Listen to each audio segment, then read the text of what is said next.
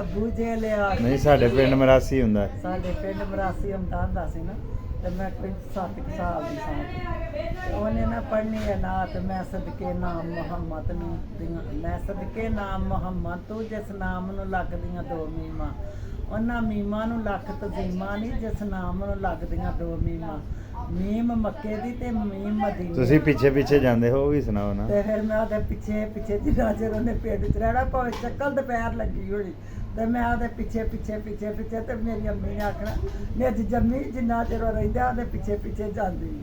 ਫਿਰ ਉਹਨੇ ਇਹ ਪੜ੍ਹਨਾ ਅਬੂ ਜੇ ਲਿਆ ਕੇ ਤੇ ਇਹ ਆਵਾਜ਼ ਮਾਰੀ ਕਰਾਂਗਾ ਤਲਾਸ਼ੀ ਇਹਨਾਂ ਗਰਾਕੀ ਮੈਂ ਸਾਰੀ ਮੱਕੇ 'ਚੋਂ ਬਾ ਲਿਆਂਦਾ ਜੇ ਜਿਹੜਾ ਵੇਖਾਂ ਦਾ ਉਸ ਨੂੰ ਬੁਝਾਉਂਦਾ ਹੈ ਕਿਹੜਾ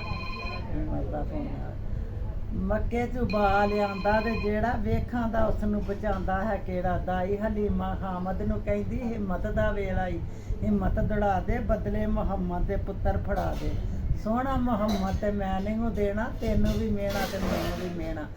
ਅਬੂ ਜਹਿਲ ਚੁੱਕੇ ਤੇ ਨਜ਼ਰਾਂ ਮਿਲਾਵੇ ਬੱਚੇ 'ਚੋਂ ਖੁਸ਼ਬੂ ਮੁਹੰਮਦ ਦੀ ਆਵੇ। ਫਿਰ ਛੱਡ ਜਾਂਦਾ ਸੀ ਨਾ ਅਬੂ ਜਹਿਲ ਆਂਦਾ ਸੀ ਬਈ ਇਹ ਮੁਹੰਮਦ ਇਹ ਕਿ ਕਦੋਂ ਵੱਡਾ ਹੋਏਗਾ ਤੇ ਫਿਰ ਮੇਰੇ ਨਾਲ ਵੇਖਾਂ ਦਾ ਮੈਂ ਕੀ ਕਰ ਛੱਡ ਗਿਆ ਫਿਰ।